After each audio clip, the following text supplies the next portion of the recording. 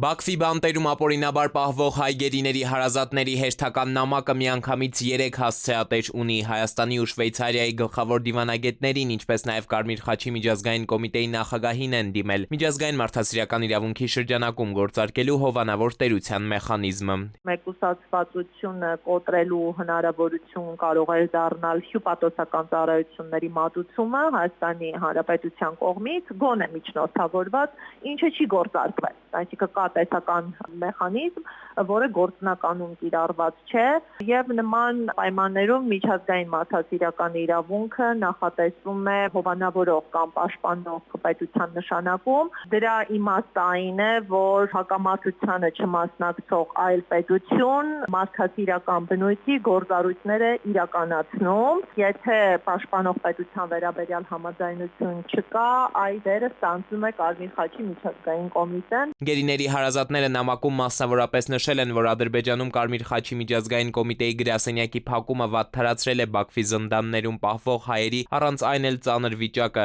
Ամիսներ շարունակ այդպես էլ տեղեկություններ չեն ստանում Ադրբեջանից, չգիտեն ինչպես են իրենց եղբայրները, հայրերը, ամուսինները, պապերը, մնացել են նրանց ճակատագրի ու կացության վերաբերյալ խորը անորոշության մեջ։ Մենք գիտակցում ենք, որ հովանավոր տերության ինստիտուտը վերջին տասնամյակների ընթացքում չի կիրառվել ու կարող է անսովոր թվալ այսօրվա համատեքստում, սակայն բացառիկ եւ ապօրինի հանգամանքները, որ իդ առնչվում ենք, պահանջում են հենց այսպիսի բացառիկ միջոցներ։ Ադրբեջանը շարունակում է մեկուսացված պահել հայ գերիներին իրենց ընտանիքներից, անկախ փաստաբաններից ու մարդասիրական գործունեություն իրականացնող անկողմնակալ կառույցներից, ինչը միջազգային մարդասիրական իրավունքի, այդ թվում 1949 թվականի Ժնևի կոնվենցիաների կոպիտ խախտում է։ Այստեղ տեղեկատվական, այնտեղ իրավունքի պաշտպանության վակուում։ Գերիների հարազատները նշում են առնվազն 19 հայ այս պահին Բաքվում է, մտավախություն ունեն, թե նրանց բռնության են ենթարկում, վատ վերաբերմունքի արժանացնում, համենայն դեպս արձանագրում են ռիսկը մեծ է, այս թվում նաև բռնի անհետացման։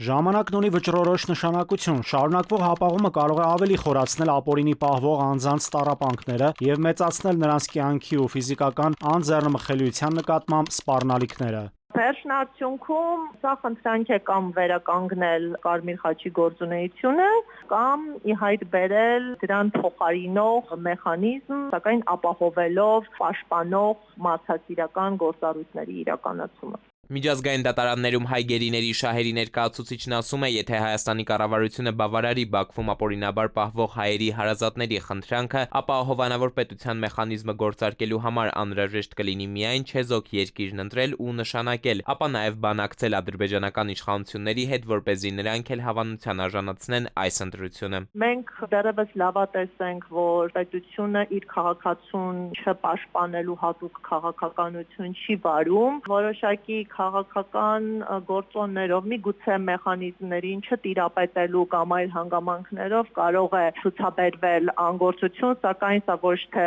միտումնավոր պետական քաղաքականություն է, այլ բնույթի բաց։ Ով է զբաղվելու մարդասիրական պաշտպանությամբ այն դեպքում, երբ ավանդական ուղիները փակ են կամ անարդյունավետ, գերիների հարազատների դիմումի ենթատեքստում է ընդգծվում, երբ իրավական գործիքները սեղանին չեն դրվում, առաջանում է դատարկություն, որտեղ խնդիրն արդեն միայն պատանների կարգավիճակը չէ, այլ պետությունների պատասխանատվության սահմանները։ Էդուարդ Պողոսյան, ժամը լրատվական։